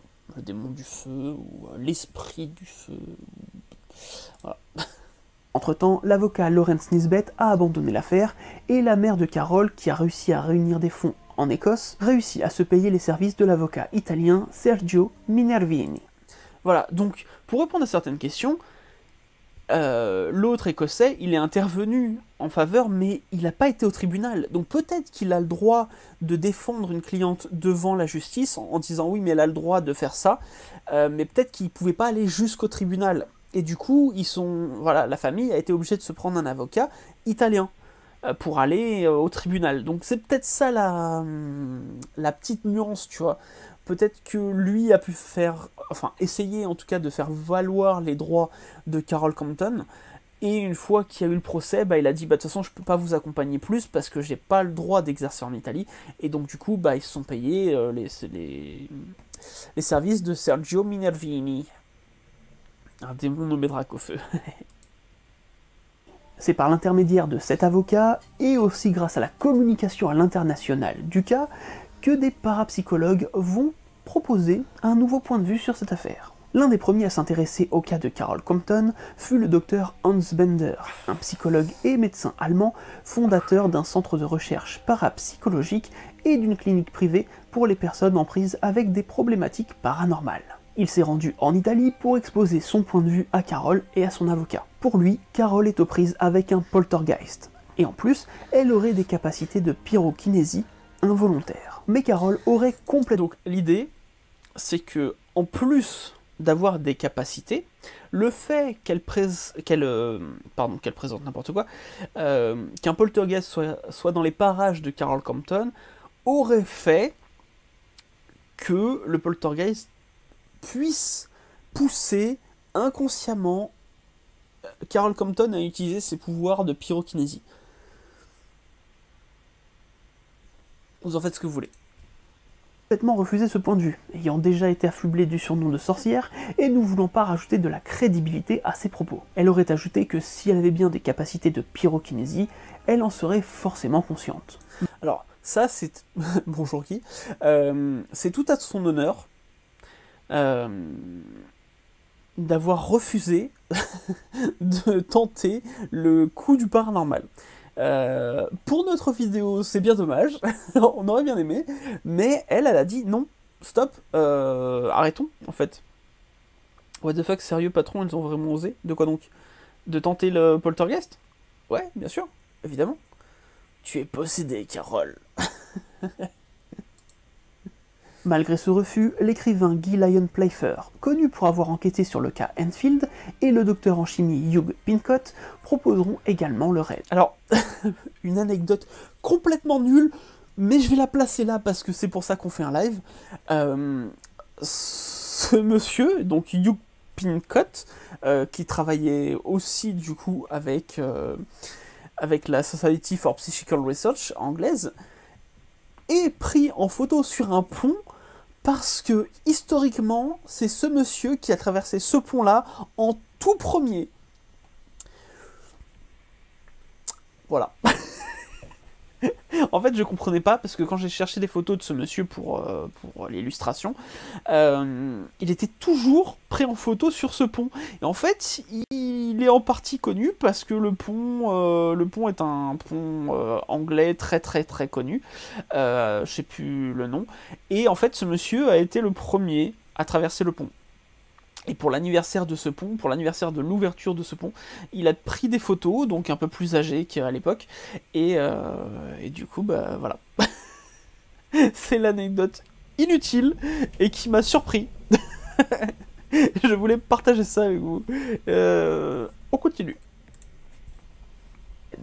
Ces deux membres de la Society for Psychical Research proposèrent même gracieusement leur expertise afin d'aider Carol, allant même jusqu'à monter un dossier qui allait dans le sens du docteur Hans Bender et qu'ils étaient prêts à présenter devant la cour. Mais pour les mêmes raisons que précédemment, Carol refusa cette ligne de défense paranormale. Et encore une fois, c'est tout à son honneur.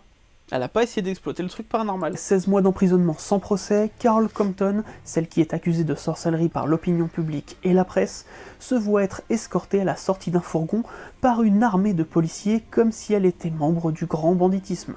Chose qui sera encore plus flagrante lorsqu'elle sera placée seule derrière des barreaux qui servent justement à protéger les personnes présentes dans le tribunal des accusés les plus dangereux. Je trouve ça ouf. Je trouve ça ouf que cette jeune fille, quand bien même vous pourriez penser que c'est elle la pyromane, voilà, enfin, vous pensez bien ce que vous voulez. Je réponds juste à Marie-Madeleine. Je trouve ça ouf qu'on l'ait mis derrière les barreaux. Parce que quoi, même quand bien même elle aurait des pouvoirs de pyrokinésie, mais c'est pas des barreaux qui vont arrêter ça. Je trouve ça ouf.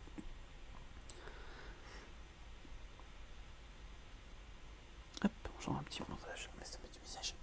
Est-ce qu'elle a réussi à endormir l'enfant, mais avec l'orage, elle est pas sûre que ça va durer trop longtemps. Mais ils sont un peu cons, non? Si elle était pyrokinèse, le feu, il s'en fout les barreaux. Oui, mais il faut écouter la suite. Je vais revenir légèrement en arrière pour que vous entendiez bien la phrase en entier. Cette photo, par exemple, enfin, cette vidéo, pour le coup, mais cette image, elle est dingue. Cette jeune fille d'une vingtaine d'années, certes accusée d'avoir mis le feu, mais qui pourtant n'a jamais été présente sur les feux, est enfermée toute seule derrière des barreaux. Je trouve ça dingue. Donc je vous laisse écouter pourquoi elle a été mise derrière les barreaux.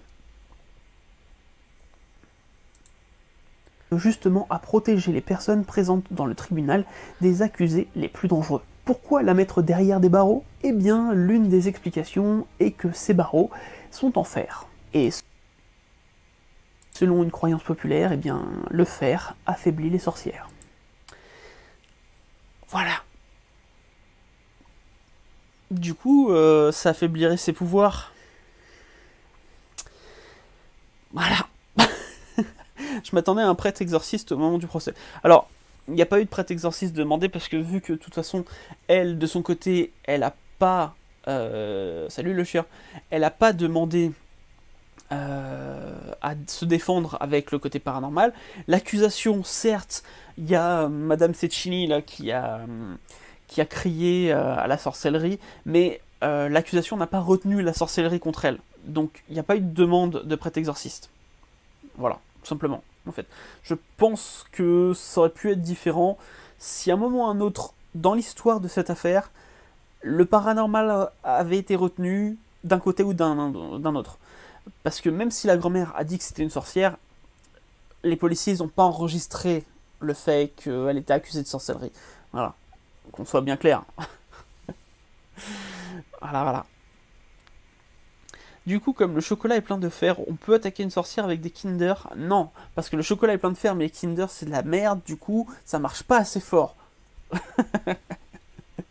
Alors, le truc du fer, pour info, ça date, c'est une croyance qui date de l'âge de fer.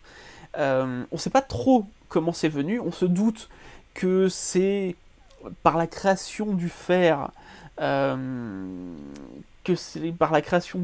que on s'est dit oui mais regardez ce nouvel outil, ça éloigne les sorcières.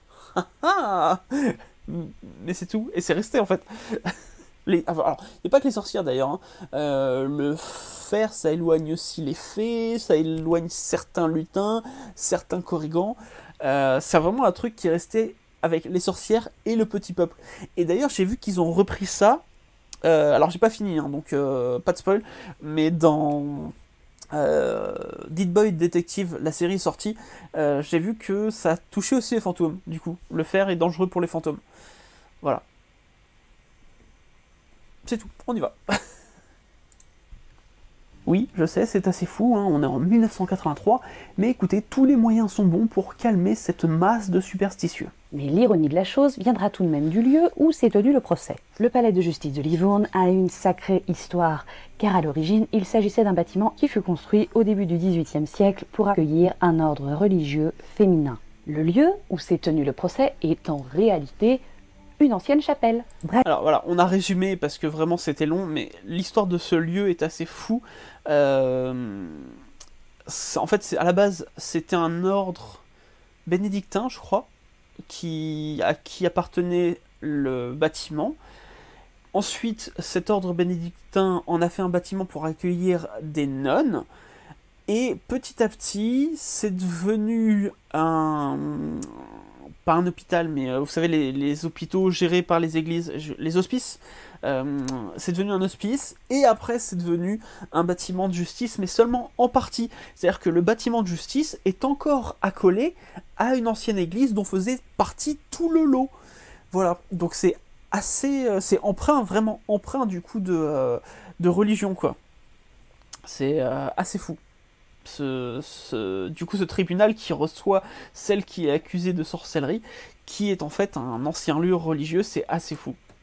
Bref, beaucoup d'observateurs de l'époque parleront d'un décor empli de symboles religieux semblant être la toile de fond où se livre une bataille entre le bien et le mal. L'obscurantisme religieux sera alors de nouveau mis en avant par les journaux du monde entier. Car juste avant que l'avocat de l'accusation ne parle, une certaine Chiara Lobina, une médium avec une petite réputation à cette époque en Italie, est venue pour débarrasser Carole de ses démons.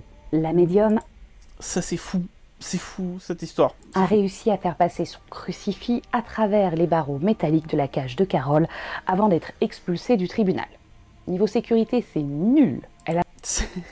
C'est incroyable. Alors, apparemment, de ce qu'on a lu, ça s'est passé avant que, en gros, les juges, enfin les juges ne disent allez, on commence. En fait, elle est rentrée dans le truc.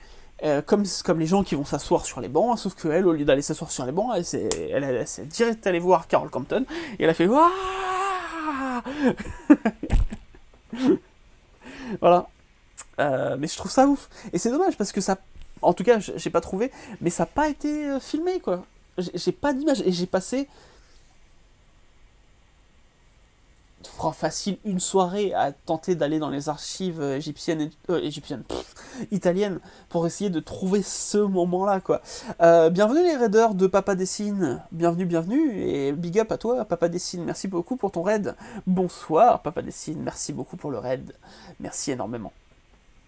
Voilà. Elle annoncera alors à la presse que Carole C'est pas la et médium sa qui était mère possédée, c'est étaient possible. toutes deux possédées par une sorcière écossaise du XVIIIe siècle. Bien évidemment. Bien évidemment. Bien évidemment. Après cet incident, Voilà. J'étais obligé de mettre ce moment d'Antoine Daniel, parce que c'était parfait. C'était exactement ça que je ressentais quand j'ai écrit ces lignes. le juge aura tout de même la délicatesse de permettre à Carole d'assister à son propre procès en dehors de sa cage. Voilà, le juge principal, parce qu'il y avait plusieurs juges, et en fait c'est le chef des juges, je sais pas comment on appelle ça, le juge principal, qui a dit non mais arrêtons un petit peu, ça sert à rien, elle est pas dangereuse, vous voyez, c'est même elle qui se fait attaquer, en gros, donc sortez-la de cette cage, quoi. Voilà. Mais après seulement la demande de son avocat. Quand même. A donc rendu au procès. Alors, évidemment, Le président la de la plupart des Cour, choses que l'on merci nous a Auréa. racontées jusque-là ont été révélées au Ils l'ont tribunal. mis en cage, ouais. Mais on vous a quand même gardé quelques éléments qui ont clairement joué dans ce procès moderne de sorcellerie. Par exemple, l'une des premières interrogées fut la grand-mère Cecchini. Le président du jury lui demanda si elle avait des éléments pour accuser la jeune écossaise d'avoir mis le feu au matelas. Elle répondit « Non, je l'ai fait instinctivement parce qu'elle était la seule étrangère dans la maison. » Le nombre de commentaires de gens disant « Mais c'est tellement une phrase typique d'une grand-mère italienne des années 80, ça m'a buté. Je pensais pas, je suis pas... je n'ai pas beaucoup de liens avec l'Italie. J'ai un petit peu, apparemment, d'ADN italien, mais vraiment un tout petit peu. Et il paraît que c'est très très logique. Voilà, il paraît que ça n'a choqué personne qui se revendiquait d'origine italienne. Voilà. Toutefois, il est bon de noter que deux éléments ont joué en défaveur de cette Je suis juste grand-mère, raciste. qui est tout de même à l'origine de la plainte et du surnom de sorcière pour Carole Compton. Premièrement, la nounou qui a précédé Carole était également écossaise, et a abandonné son poste au bout de 15 jours, car, je cite, « La famille me traitait comme une esclave. Ma présence était manifestement mal ressentie. » Voilà, donc la nounou d'avant, déjà, ça se passait pas super bien. Et elle était aussi écossaise. A noter que cette grand-mère catholique a pu avoir du ressenti envers ces deux femmes écossaises pour une raison toute conne. L'Écosse est majoritairement protestante. Et si vous suivez cette chaîne depuis un moment maintenant, ou plus simplement si vous êtes féru d'histoire, vous devez savoir que entre catholiques et protestants, ce n'est pas toujours l'amour fou. Le deuxième... Alors, il y a des gens dans les commentaires qui ont rajouté un truc, effectivement, que je n'ai pas mis parce que je n'étais pas sûr, au vu de la qualité des photos des années 80 et des vidéos. Beaucoup de gens voient Carole Compton comme rousse. Je ne suis pas sûr, je ne sais pas si elle est blonde ou rousse, j'ai pas réussi à me positionner dessus, donc je ne suis pas rentré dans les détails là-dessus, mais oui, beaucoup de gens ont précisé en plus que si elle était rousse, ça a pu rajouter un petit peu d'huile sur le feu. Pardon. Effectivement, en plus avec toutes les croyances autour de la rousseur, hein, Occulture a fait une très bonne vidéo sur les roux, je vous le conseille. Oui, c'est possible que c'est rajouté un petit peu plus à la croyance, quoi. Voilà. Ma grand-mère protestante n'aime pas les cathos. Merci Papa Dessine, c'est un exemple, effectivement. Voilà. Deuxième élément en défaveur de la grand-mère viendra de Madame Tanti, la maman d'Agnès, et donc la vie de Madame Cecchini. Elle admettra devant le tribunal avoir averti à de nombreuses reprises la grand-mère sur le fait de ne pas laisser ses mégots de cigarettes incandescents à proximité des meubles. Incandescente, c'est qui peut accaparer des objets sans ressurgir sur autrui. Madame Ritchie, la première employeuse, dira que son fils était terrifié par la nounou et qu'il ressentait même des brûlures lorsqu'elle le touchait. Emmanuel ayant 2 ans au moment des faits et 3 ans au moment du procès, il n'a évidemment pas pu témoigner. Impossible donc de savoir si ces dires sont vrais ou non. Et Oui, tu fais pas témoigner à un procès ouvert comme ça. Il aurait fallu un juge pour enfants. Ça va aboyer chez moi, c'est sûr. Hein. Non, ça va. Ici, il gueule pas. Putain, on a de la chance. La grand-mère est une connasse, épisode 5000, 55 000, machin. Je disais quoi? Je sais même plus. J'ai perdu, à cause de l'orage, j'ai perdu le fil. De quoi on parlait? vrai ou non. Et par la même... Ah oui, l'enfant. Oui, donc il aurait fallu un huis clos pour interroger l'enfant, tout ça pour juste savoir s'il avait vraiment... si vraiment il sentait une brûlure au moment où sa nounou, qui l'a rencontré au final que 2 jours, le brûlait vraiment. Je pense qu'ils ont laissé tomber. Je pense qu'ils ont laissé tomber. En vrai. Il est souvent difficile pour un enfant de 2 ans d'expliquer qu'il ressent des brûlures au contact de quelqu'un. Rosa, la femme de ménage, n'a pas témoigné, mais ses propos ont été rapportés. Évidemment, toujours par Madame Ritchie.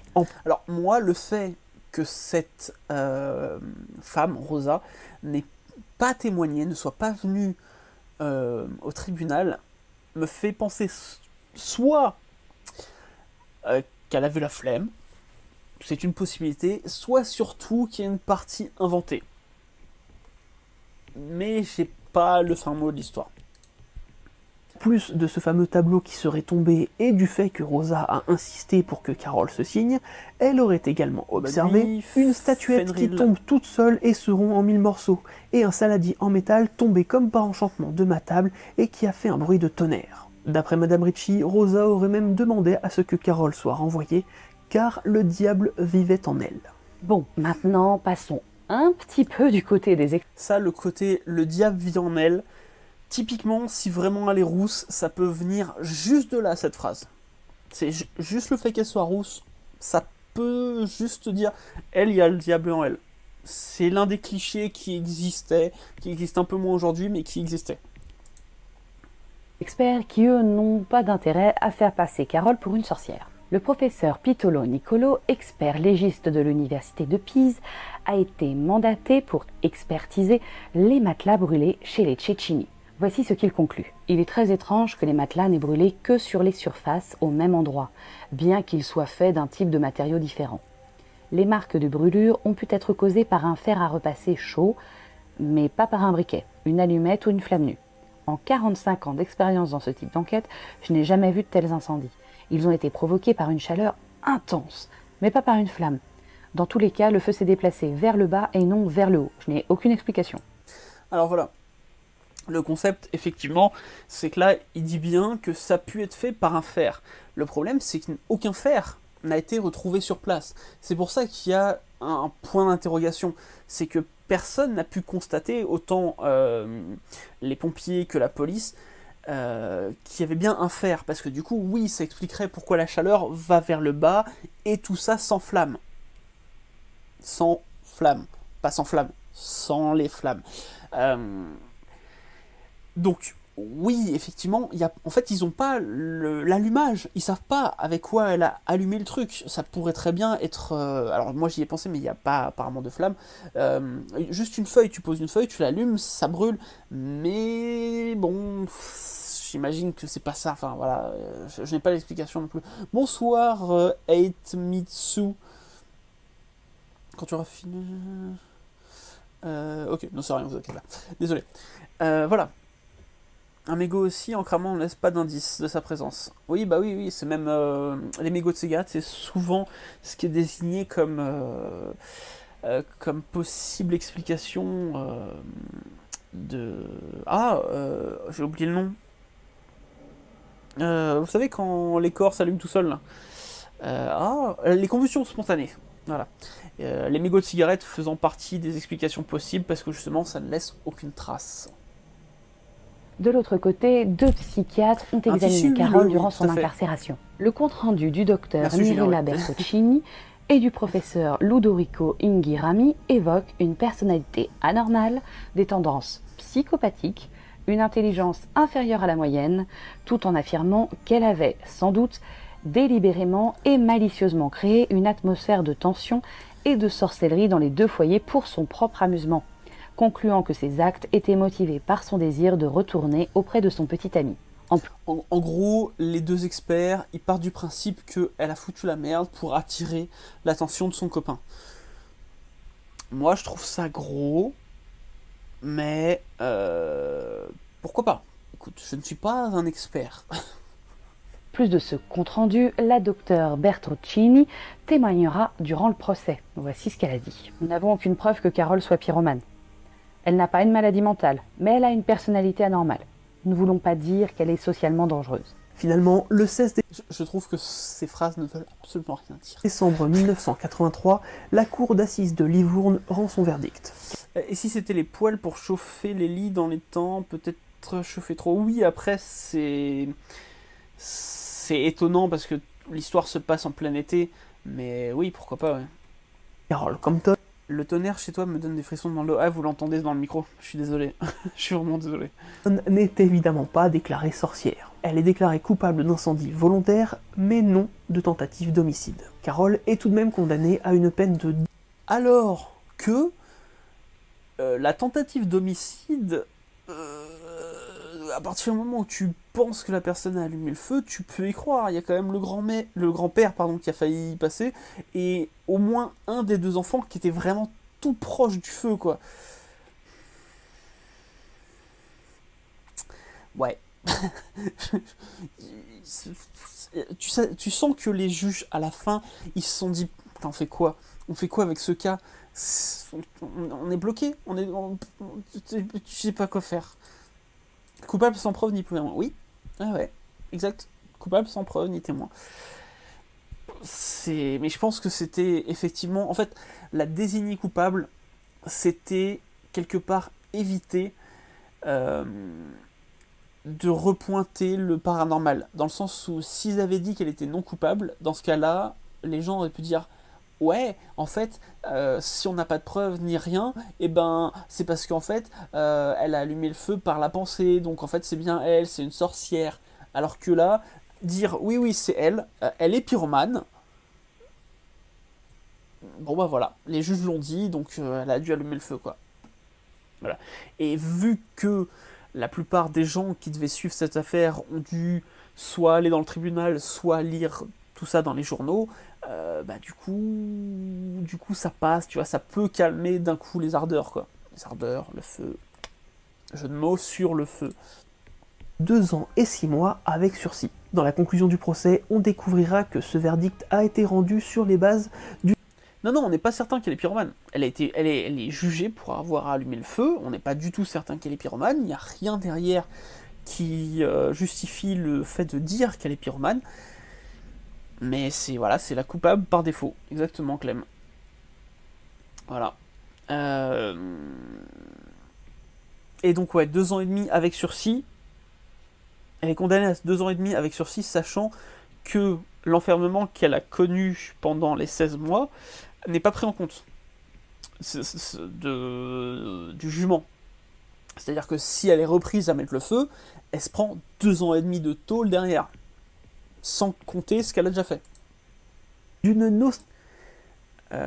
Carole a pas souvent dû revenir en Italie après, non, d'après ce qu'on sait, non, surtout qu'elle s'est barrée.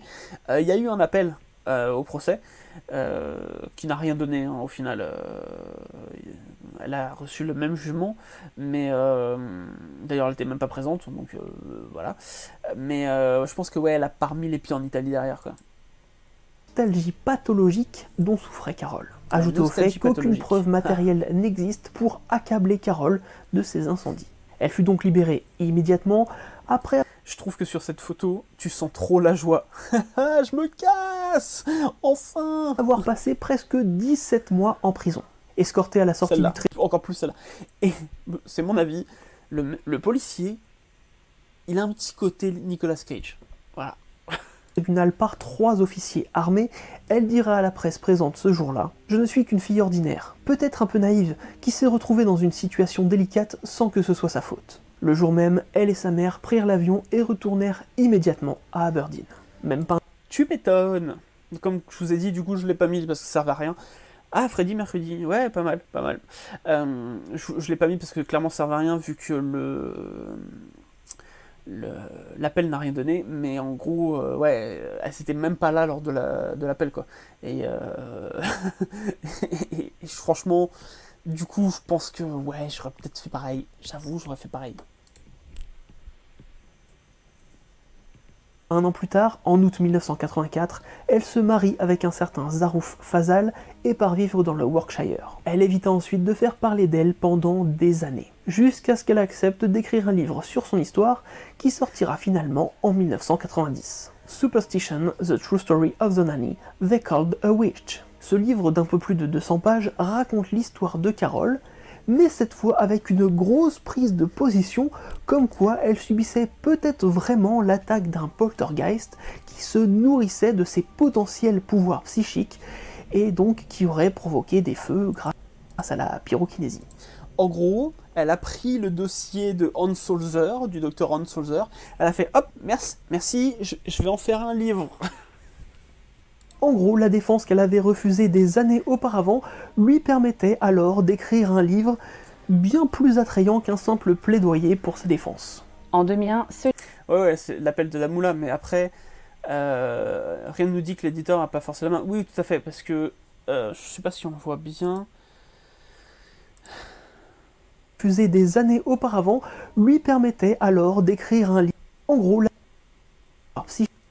le scénario attrayant qu'un simple plaidoyer pour lui permet grâce à la pyrokinésie. Il est où le livre? Peut-être. Il est où le livre? A Witch. Ah ouais, voilà. Alors, en 1990. Superstition. Sachant que elle n'a pas écrit le livre seule, d'accord? Il a été coécrit avec Gerald Cole, qui est un vrai spécialiste des biographies, et donc qui est facilement habitué à écrire pour les autres, à raconter des histoires pour les autres. Donc oui, c'est possible que l'éditeur ait dit non mais on va peut-être partir sur le côté un peu paranormal, ok? The True Story of the Nanny, They Called a Witch. Ce livre d'un peu plus de 200 pages raconte l'histoire de Carol, mais cette fois avec une grosse prise de position, comme quoi elle subissait peut-être vraiment l'attaque d'un poltergeist qui se nourrissait de ses potentiels pouvoirs psychiques, et donc qui aurait provoqué des feux grâce à la pyrokinésie. En gros, la défense qu'elle avait refusée des années auparavant lui permettait alors d'écrire un livre bien plus attrayant qu'un simple plaidoyer pour sa défense. En 2001, ce livre sert de base. En vrai, d'après ce que j'ai compris, le livre a pas beaucoup marché non plus, parce que l'histoire était passée depuis trop longtemps. L'histoire finit en 83, elle sort les livres en 90. Ok, il y a 7 ans qui sont passés, les gens ils sont passés clairement à autre chose. Par contre, ça, la vente des droits audiovisuels, ça a dû lui rapporter un petit peu de pognon, et du coup, oui, elle a bien fait, il n'y a pas de problème, elle a bien fait. De scénario pour le film Superstition, réalisé par Kenneth Hope. Un film assez mauvais, mais qui permettra à Carol Compton de vendre ses droits d'adaptation cinématographique. Toutefois, elle refusa catégoriquement de parler à l'actrice Sienna Guillory, incarnant l'équivalent de Carol dans le film lors de la préparation du tournage, sous prétexte de protéger son passé. Ça m'a tué ça. Non, j'ai pas envie de parler à l'actrice parce que je veux protéger mon passé. Mais le film, il est sur votre passé. Oui, mais... Clem, ouais, bonne question. Il n'y a jamais eu un livre appelé The True Story qui ne romance pas à mort les faits. Mais c'est comme sur YouTube. Quand il y a marqué la vérité sûre, la plupart du temps, je vais pas dire tout le temps, mais la plupart du temps, tu peux être convaincu qu'il y a un manque de recherche derrière. C'est pour ça qu'on évite, nous, de mettre la vérité sûre, parce que la vérité, c'est compliqué à vraiment trouver. La vérité universelle, elle est compliquée. C'est de la philo, hein, on est complètement sur la philo, mais la vérité, il faut pouvoir la donner soi-même. Et encore, même quand quelqu'un te dit quelque chose, c'est pas forcément la vérité. Donc oui, quand il y a un truc, the true story of ou la vérité sur, en général ça pue. Mais en 2004, la presse ne laissera pas le choix à celle devenue mère de 3 enfants de refaire surface dans le paysage médiatique international. À la fin de l'année 2003, début 2024, le village de Caneto di Caronia connaît une série d'incendies inexpliqués. Des frigos, des cuisinières ou encore des machines à laver se seraient enflammés spontanément dans plusieurs maisons de ce petit village sicilien. Les experts ont immédiatement évoqué de possibles problèmes sur le réseau électrique ou encore des perturbations dues à un électromagnétisme naturel. Mais très rapidement, la piste de pouvoirs paranormaux est évoquée. La vérité est ailleurs, surtout par t'as la raison, presse. Adrien. Une idée qui a été renforcée par le fait que même une fois l'électricité Tout le monde coupée, ment, Dr. eh bien House, des tout à fait. appareils continuaient de prendre feu. Le prêtre exorciste Gabriel Amort, aujourd'hui connu pour le film L'exorciste du Vatican, s'inspirant de l'un de ses livres, était même intervenu dans le journal italien Il Messaggero. J'ai déjà vu des choses comme ça, hein. Des démons occupent une maison et apparaissent dans des appareils électriques. N'oublions pas que Satan et ses partisans ont d'immenses pouvoirs. Il n'y a que moi où on dirait qu'il parle d'un motisme. L'affaire de Alors, on vous conseille, on va le redire dans la vidéo, mais on vous conseille fortement la vidéo que Sylartichaut a fait sur ce sujet-là, qui est super complet avec des recherches. Il a même parlé à un flic qui a enquêté à l'époque et tout. Donc super cool. Et en fait, on s'est permis cette citation parce que lui ne l'avait pas mise dans son épisode. Donc on s'est permis de se mettre cette petite intervention qui est juste ouf. Voilà. Sachant que, attention, on va aller encore plus loin, on va encore parler des Warren. Ce mec-là, donc qui est le prêtre du Vatican, à cette époque-là, dit que les démons peuvent aller dans les objets, posséder les objets. Mais les Warren, eux, ils savent que c'est faux. Parce que Annabelle, elle n'était pas possédée, elle était manipulée par un démon. Parce que non, le démon n'était pas dans Annabelle, il manipulait le démon. Mais les Warren ont aussi dit qu'il fallait mettre Annabelle dans une boîte pour protéger les... Bah du coup, contre quoi? Les Warren sont cons, oui, je sais. Désolé, c'était juste pour faire un tacle aux Warren, c'est cadeau. C'est... Voilà. 1983 ayant très fortement marqué les esprits, c'est alors à la nounou sorcière qu'on demande de donner son avis. Oui, bon, c'était quelque peu inutile. Ce qui m'est arrivé est quelque chose qui ne disparaîtra jamais. Voilà. C'était une épreuve épouvantable. Parfait comme et tout cela n'est dans rien. Je ne sais pas ce qui se passe actuellement là-bas et je ne veux pas le savoir. J'ai une vie heureuse maintenant, j'essaie de ne pas penser au passé. Et si vous voulez en savoir plus sur cette histoire, dont les derniers éléments ne datent que de 2022, on vous conseille la très bonne vidéo de Sylartichaut sur le sujet. Qu'on embrasse. Un véritable X-Files à l'italienne avec des informations exclusives sur le cas récoltées par Sylartichaut lui-même. Voilà, on arrive à la fin de cette vidéo. Vous l'aurez compris, même si la justice a tranché, eh bien, il n'y a pas de réelle conclusion à ce cas, car il existe encore de réelles zones d'ombre qui planent au-dessus de cette histoire. Il y a quelqu'un en commentaire qui nous a dit « Ah bah je m'attendais à un véritable debunk de votre part, comme vous faites d'habitude. » Oui, mais là, en fait, il n'y a rien. Il y a vraiment des zones d'ombre et on ne peut pas enquêter dessus. Parfois, effectivement, sur les affaires Warren, par exemple, on peut se permettre de faire de l'interprétation de ce qui est donné comme témoignage, mais là, étant donné que Carol Campton a toujours dit qu'elle avait rien fait, et ça, elle le dit jusqu'au bout, hein, même dans son livre, au final, elle dit en gros que il s'est peut-être passé des choses, mais c'est pas elle, c'était peut-être un poltergeist, tu vois, qui poussait à faire ça. Donc, quelque part, elle dit pas qu'elle a fait ça, elle le dit jamais, elle l'a jamais dit, et d'un autre côté, on n'a pas de témoin, du coup, on peut rien débunker, en fait, parce qu'il n'y a rien à débunker. C'est complètement lunaire, c'est juste, il y a des zones d'ombre, vraiment, il y a des grosses zones d'ombre. La vidéo, le lien de la vidéo de Sylar, tu l'as dans notre vidéo, en dessous. Voilà. Voilà. YouTube est plus là, ça y est, ils sont partis. Voilà. Mais c'est fou, mais on peut rien débunker du coup.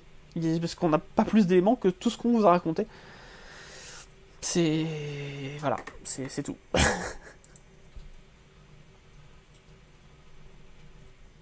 Carole n'a quand même jamais été vue en train d'allumer le moindre feu. Pour autant, il est aussi difficile de croire que si cette jeune écossaise avait bien des capacités de pyrokinésie, elle n'ait fait parler d'elle que dans 2 cas très spécifiques en Italie, et plus jamais après, ni même avant. Pour autant, il est intéressant de rappeler que cette histoire se déroule au début des années 80, et que l'opinion publique italienne, mais également la presse à l'international, est majoritairement diffusée l'idée que Carole Compton, une jeune écossaise, était potentiellement une sorcière.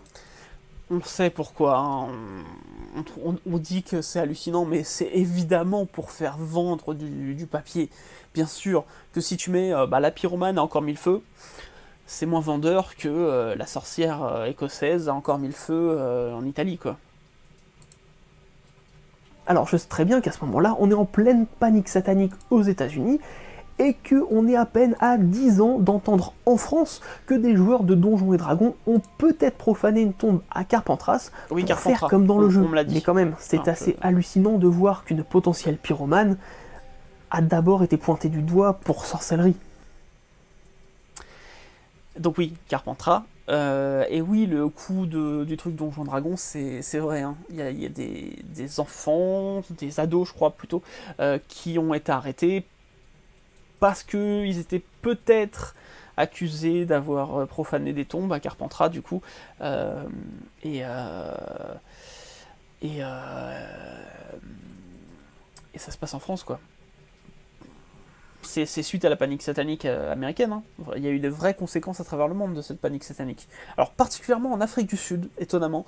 Peut-être qu'on fera un épisode dessus un jour.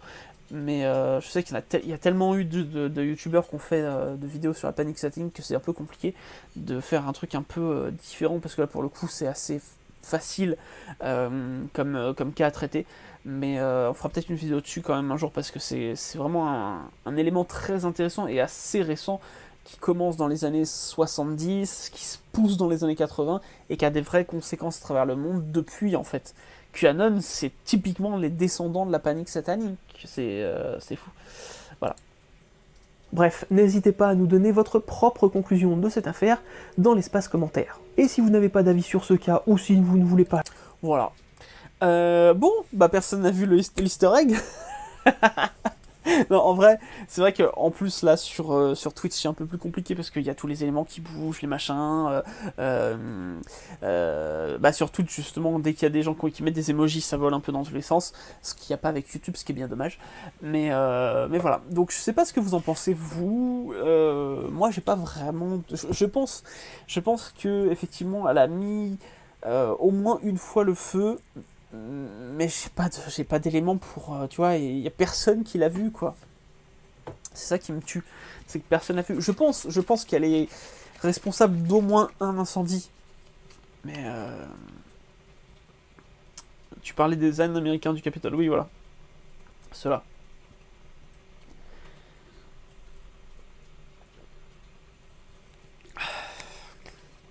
Faudra le remettre dans la prochaine vidéo. Mais c'est pas sûr que je puisse le remettre.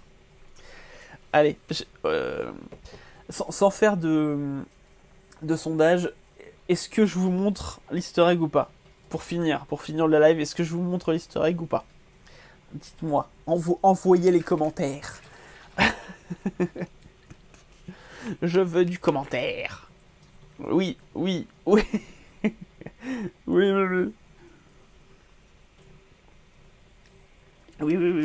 Oui, s'il te plaît. Oh, il y a un s'il te plaît, c'est gentil ça. Oui, yes sir. Oui. Il était dans les coupures de presse? Non. Quelle question? Oui. Comme ça, il y aura que les gens qui seront en live ou qui regardent le live qui sauront. Ah bah là, si ça n'a pas réveillé l'enfant...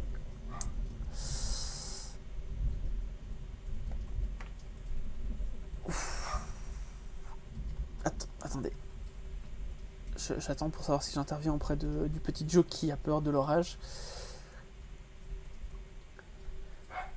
Attendez, je reviens.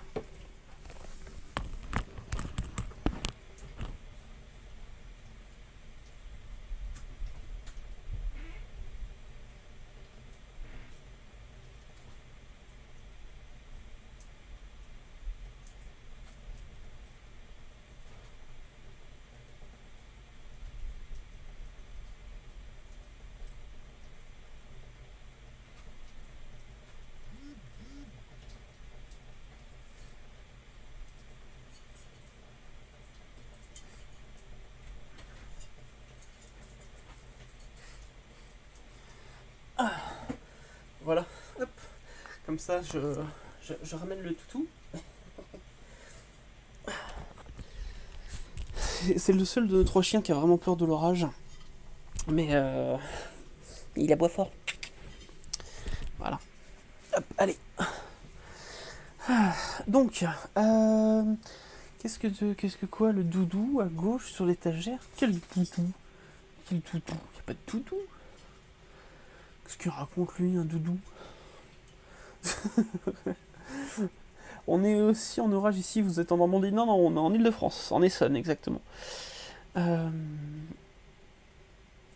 vais envoyer un message. Au-dessus de ta tête. Non, non, il n'est pas là, je vais vous dire après. Je vais vous montrer. J'envoie juste un message. C'était pas Lucie, c'est Joke.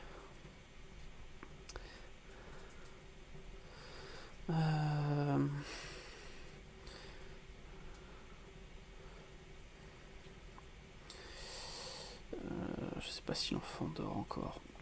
Bon, bref, on va voir. Alors, donc, je crois que c'était vers 16 quelque chose, vu que vous êtes majoritairement chaud pour voir l'easter egg. Je vais vous montrer ça. C'était vers 16 quelque chose.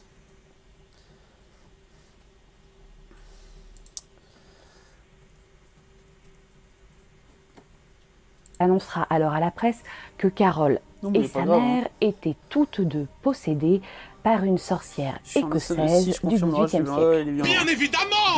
Non, c'est pas Par délicatesse. Voilà donc. c'est pas ça. Carole, raison toute conne. Maintenant, entre catholiques et protestants, viendra de Madame Cecchini. Elle admettra devant le tribunal avoir averti à de nombreuses reprises la grand-mère sur le fait de ne pas laisser ses mégots de cigarettes incandescents à proximité des meubles. Incandescente, c'est qui peut accaparer des objets sans ressurgir sur autrui. Bon, on le voit un peu là, mais sur l'autre, c'est mieux. Donc oui, c'est dans Kaamelott. Incandescente, c'est qui peut accaparer... C'est très léger. Alors, on le voit très mal ici. On voit beaucoup plus l'easter egg et des objets dans l'épisode sur le lapin de Pâques. Mais... allez-y, est-ce que vous voyez quelque chose? Je l'ai vraiment très caché. C'est normal que personne l'ait vu. Je l'ai vraiment très très caché. Mais c'est un easter egg. Allez, c'est sur cette image. Je crois en vous. Je suis sûr que vous pouvez enquêter. T'es au fond. Oui.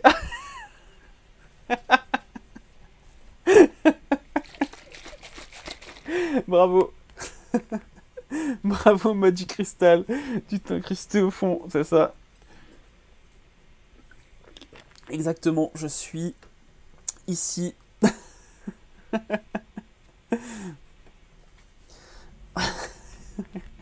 C'est effectivement un deepfake de moi-même au fond de la salle, tout à fait.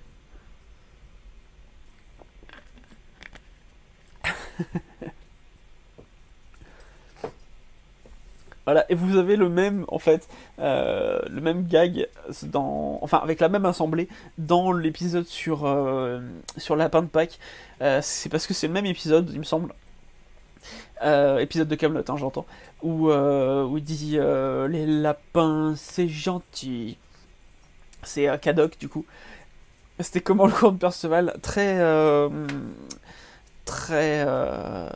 apprentissant.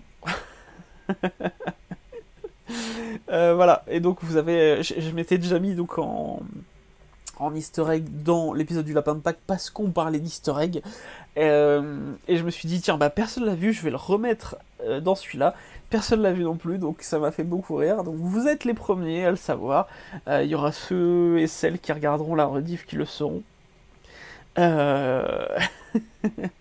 Mais voilà, je vais peut-être en mettre d'autres, ce sera peut-être Marie-Madeleine des fois, ce sera peut-être ma tête, mais voilà, à partir de maintenant, depuis qu'on a fait l'épisode sur Lapin de Pâques, je me suis dit tiens, je vais planquer des easter eggs dans les vidéos, donc il faudra faire attention, ouvrez l'œil pour les prochaines fois, et voilà, vous pouvez commencer à chercher l'easter egg de chaque épisode depuis le Lapin de Pâques, voilà. Très bien fait, j'aurais jamais vu. Ah bah oui, non mais... attends. Ça veut dire que je gagne une nonnette, tout à fait. Tu m'as dit, Crystal, tu pourras réclamer ta nonnette. quand tu la désireras. Mais je ne la conseille pas pour autant, cette nonnette. Voilà, je l'ai terminée. Hein. Elle est finie. À contre-cœur, très sincèrement à contre-cœur. Mais je n'aime pas gâcher, vraiment. Mais c'est pour ça que je me suis enchaîné une petite boisson ensuite.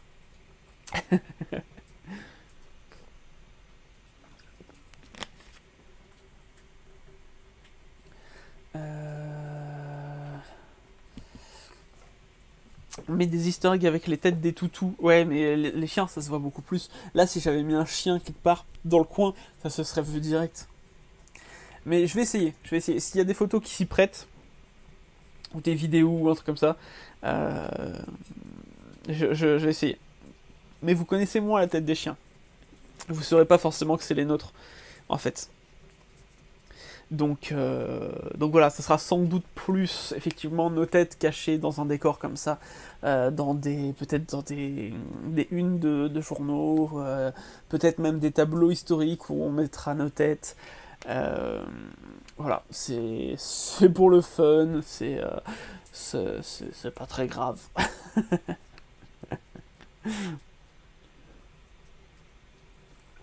Bon allez.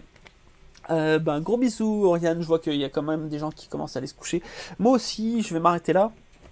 Non pas pour aller me coucher, mais pour aller travailler sur la prochaine vidéo.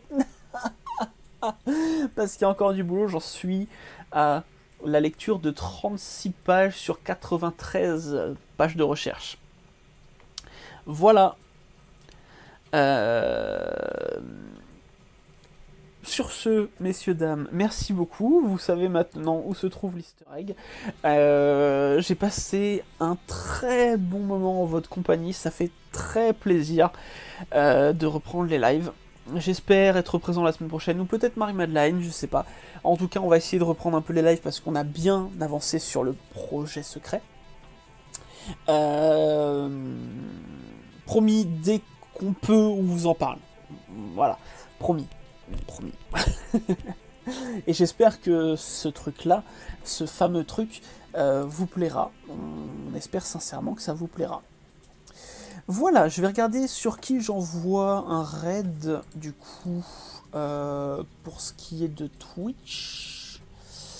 Hop, qui est en live actuellement, que je connaîtrai. Oh bah tiens, il a peut-être fini dans pas longtemps, mais je vais vous envoyer chez Nota Bene, puisqu'on parle d'easter egg, et que je sais qu'il en fait aussi dans ses vidéos. En tout cas, ses monteurs s'amusent à en mettre. Vous ferez un bisou à Nota Bene de ma part. Voilà, j'espère un jour qu'on pourra travailler avec Nota Bene, on n'a pas eu l'occasion encore, mais ça serait trop cool un jour de travailler avec Ben. Voilà, on sait jamais. Voilà. En tout cas, faites-lui un bisou de la part de Culture. En plus, il joue à Helldiver 2. Donc je pense que c'est pas mal. C'est bien, on reste un peu dans le thème. C'est bien. 49 spectateurs sont prêts pour le raid. Eh bien écoutez, encore une fois, bonne soirée, bonne nuit. À la semaine prochaine. J'espère, moi ou Marie-Madeleine, on verra bien. Et puis voilà, que vous dire de plus, à très vite pour un nouveau moment de culture. Ciao. Ah si, bon pour finir, je le balance comme ça. Si vous voulez nous rejoindre sur WhatsApp, on est sur WhatsApp maintenant. Il y a Occulture sur WhatsApp, vous pouvez aller chercher. Voilà, sur ce, bonne nuit, bon live avec Ben pour ceux qui y vont. Et à très vite pour un nouveau moment de culture. Ciao. C'est la fin. Il faut que j'appuie sur fin, sinon ça marche pas.